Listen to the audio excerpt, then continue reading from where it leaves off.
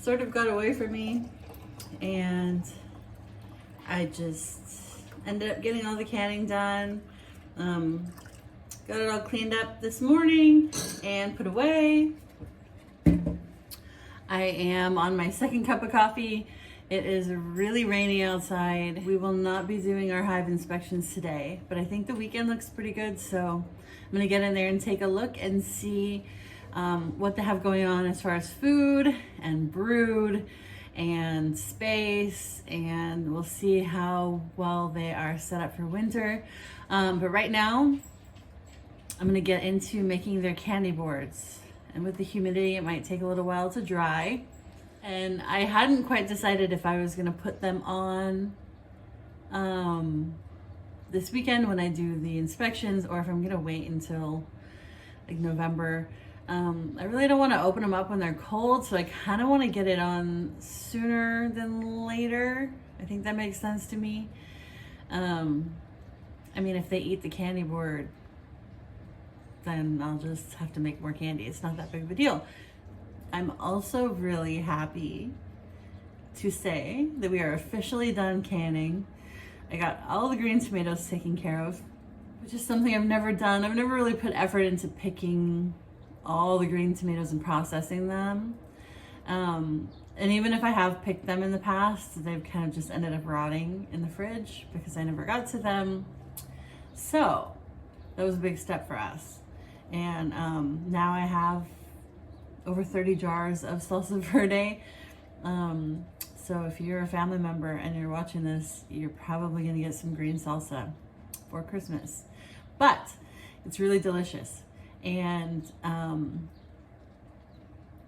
I thought, you know, even not eating it as a salsa with chips, but using it as a marinade, or even making enchiladas, a green enchilada sauce base with it or something. So anyway, we will put it to good use. And the pears turned out beautifully. I ended up with 5 jars. I've got a couple up here just to grab for quick and easy if I need them. My kitchen is pretty dark, so I'm not worried about like light ruining them. I saved about 7 or 8 of the more soft pears, and I think what I want to do is infuse some maybe vodka or brandy, just sort of as a Christmas thing. We don't really drink too much, but pear infused brandy kind of sounded fun. Give little bottles of that for Christmas. I'm all about handmade, homemade, kitchen made, from scratch gifts, so we'll see if I can make it to the liquor store. I don't normally go to the liquor store. So anyway, pears and vodka, pears and syrup, delicious. Okay, now these candy boards, again, I think I talked about this yesterday, just some scrap wood. And I'm using, for the bottom, I'm using those plastic queen excluders that you put between your honey supers. I never ended up using them this year because I didn't even end up putting a honey super on because my bees were so far behind with building out their frames with comb, so we didn't even get to the honey part. I have heard other beekeepers call them honey excluders, and the reasoning behind that makes sense to me. So I figured I wasn't planning on using them anyway. So if I ever decide to use one, I'll just buy a couple. They can't be that much money. So anyway, my plan is to do 10 pounds of sugar for each candy board. And I'm gonna do the newspaper method here. This is just like a Fedco seed catalog, but it's the same kind of newspaper material. I'm gonna put that between the honey, or the queen excluder, and the candy, and the idea is that the bees chew up through this. This will keep any sugar from falling through as I'm sort of packing it in, and so that's what that is. I'll just end up trimming this excess off once the candy's in there. Okay, so I have this giant pot here. This is my biggest container. that I have that isn't like obnoxiously large. I have 10 pounds of just regular old granulated sugar here. And then I'm going to start with about 10 tablespoons of water. And I mixed in a tablespoon of distilled white vinegar. White vinegar, not apple cider. And I probably wouldn't add the white vinegar normally, like, I guess it depends on where you live. It's to keep mold from growing. And here in Oregon, when we have wet winters and things get very moldy, I don't want my sugar getting moldy and gross. So I am going to add that vinegar. And I'm just going to, this is for one candy board. I'm going to get this sugar dumped in here.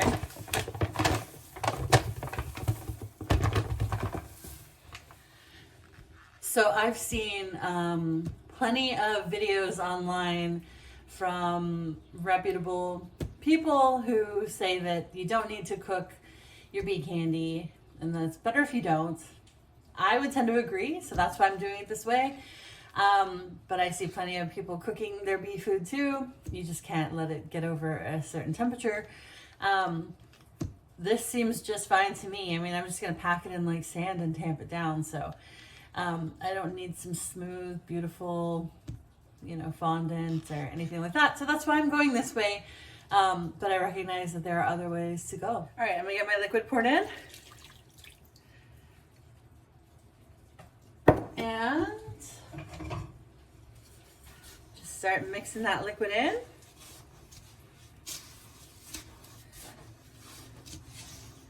Okay, so you can see I probably added about another 8 tablespoons to get it like this nice sort of like wet sand, how you would want, like to build a sand castle. And I incorporated all of that. I mean, there was quite a bit of sugar in the bottom that wasn't seeming to get wet. So I think I've hit the preferred texture for my sugar, or wetness for my sugar. So I'm gonna take this over to my candy board and I'm gonna start packing it in. Okay, so I'm gonna get some of this sugar in here so I can start molding it in. I'm also, I have these little bits of pollen patty, Hive Alive pollen patties left. And so I think I cut it in half and I'm gonna give each candy board one, and we'll see how that works. One of my colonies really seems to like it and eats it within hours, it seems like. And my other colony seems to barely touch it. So I don't know what the reason is behind that, but it's okay. So this is quite fun, actually. I don't know why I've been putting this off. I don't know why. Just, it's, sometimes when you're doing something new, this is my first time doing this, you don't know what to expect. You watch a ton of videos and you just kind of psych yourself out and keep putting it off. It's really nothing to be worried about. So anyway, so again, I mean, I'm not leaving any openings. Some people put like something in the middle to keep an opening there. I'm just gonna pack mine on top of this newspaper. They'll chew through it. This will harden, so it's not like it's gonna be, sandy, sugary mess. And even if it was, I mean, people feed their bees just straight dry sugar. So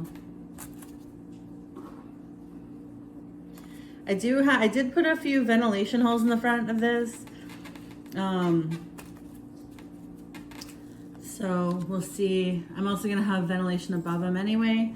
And I've read that any moisture that comes in through, from the brood chamber sort of can rehydrate your sugar, and so that's kind of a bonus. So the sugar will just absorb moisture, basically. That's what I read. So that would be all right. Okay, I'm gonna bury this pollen patty somewhere in here. I guess any place is as good as any. Let's do some sugar. Just gonna put that there.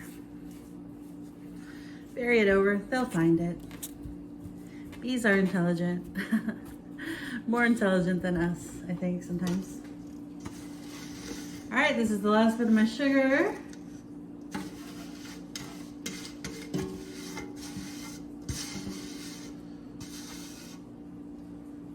Okay. And that was about perfect for my 2-inch frame. The height of this frame is 2 inches. I'm just gonna use my little KitchenAid seed catcher from the orange juicer to kind of tamp it down and even it out a little bit.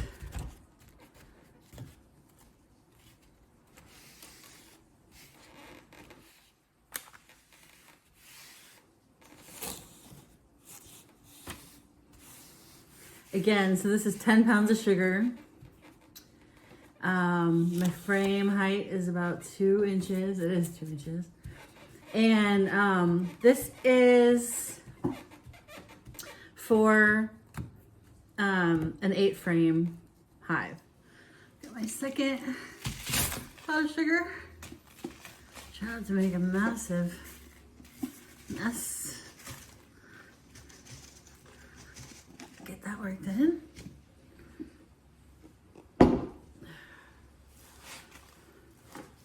So I think all in all I added about 1 1/4 cups of water to this 10 pounds. Okay, so there you have it. 2 candy boards with a small little pollen patty in each. Once this candy dries, I'll trim the excess newspaper off. And they're just gonna sit in here, I guess, until they dry and I do my inspections this weekend. Won't be doing inspections today, so all in all, 10 pounds of sugar, 1 tablespoon of white vinegar, about 1 1/4 cups of water, and these are 2-inch frames for an 8 frame hive body. All right, well, that about does it for this video. I'm really excited to get out there and get these on my hives, and really excited to see how my bees do this winter. Again, I'm a first-year beekeeper, so it's been a learning process, and it's been really fun learning something new. Totally out of my comfort zone. I think it's a really important thing for us to continue to do throughout our lives, to kind of keep us on our toes, and to stay, keep learning new things. Yeah, so I will be bringing you guys along this weekend when I do my inspections and I put these on. And so that'll be like a winterizing video.